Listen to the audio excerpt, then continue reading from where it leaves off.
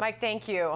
For reaction to these horrific attacks on Israel, let's bring in our political panel now. With us today is Louisiana talk radio host Jeff Crouere and former New York State Senator David Carlucci.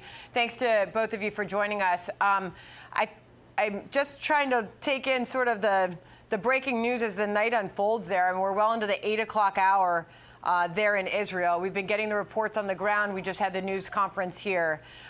David, what are you hearing as far as continued support, obviously, to send in resources? Right now, we're getting an update from the Pentagon that they're sending fighter jets. They're obviously moving these U.S. Navy ships closer. There's a lot of activity that is happening right now as we continue to show our support for Israel. Your thoughts?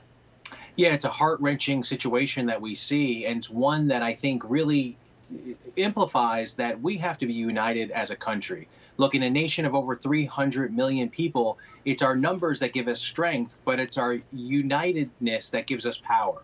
And we have to stay united behind the president. We might not like everything that he does, but in this time when we have a real serious problem with one of our greatest allies, we have to demonstrate strength.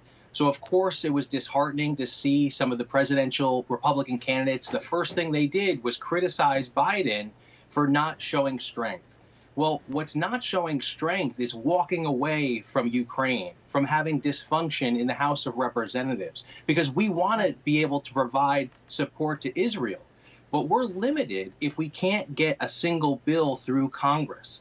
That's a real problem. Well, and I think it's a wake-up call to our politicians in Washington. Let's get Jeff in here. This is GOP candidate, Governor of Florida, Ron DeSantis, on what we have heard so far. Listen. Well, we'll turn the screws on Iran. We will not allow any of the sanctions relief. We would never give them billions of dollars of money. I mean, it's absurd that that's happening. Biden and Obama believe that somehow we could be buddy-buddy somehow with the Iranians. That's not going to work with this regime. Jeff, your thoughts? Sandra, the Biden administration invites all these problems all over the world. Look at what happened under Donald Trump. We had the Abraham Accords. We had peace throughout the world. Under Biden, the Middle East is now breaking out in war. We've got war in Ukraine. We've got problems everywhere. Our border is wide open. Our military can't even meet its recruitment goals. Biden invites weakness. And of course, giving Iranians $6 billion is a major incentive for Iran to continue to fund terrorism. They're the largest funder of Hamas. 70% of Hamas's funds come from Iran.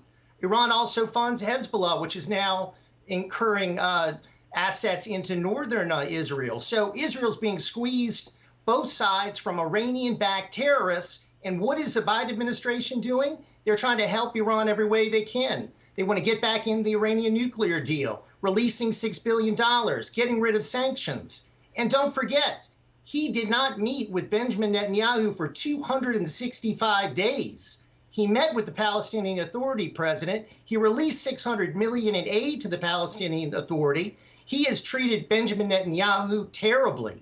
He had a great friend in Donald Trump. Joe Biden is no friend of Israel. And Joe Biden has caused a lot of these problems around the world, Sandra. Weakness invites war. Peace happens when we're strong. Right. Under Trump, we were strong. Under Trump, we were doing well. Biden has been a disaster, Sandra. Okay. No, Jeff, David, that's like I got to leave it there. I just want to make sure that I do get in there that the president has continued discussions with Benjamin Netanyahu. We know that. We just got the latest readout from that call, and this White House is pledging all their support for Israel in this moment. Jeff and David, we appreciate you coming on. Thank you both. We've got a lot of news to